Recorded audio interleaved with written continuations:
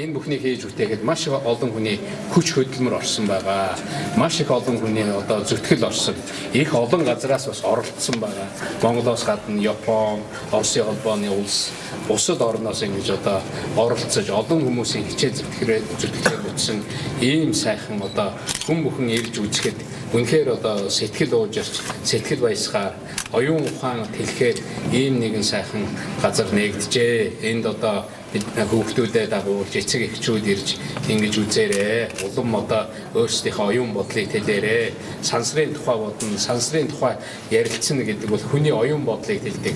Хүнийг өөрийг нь одоо их тийм сайхан өргөн утга агуулгатай болгож өгдөг. Ер нь бид нэр хаанаас үссэн юм, яаж ирсэн юм, дараа нь ямар болох юм бэ гэдгээ хүртэл харж болдог. Ийм л гайхамшигтай шинжлэх ухаан байгаа.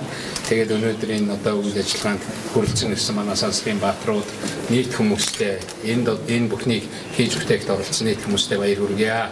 Та бүхэнд их өрсийн баярын мэндийг давхар хүргье.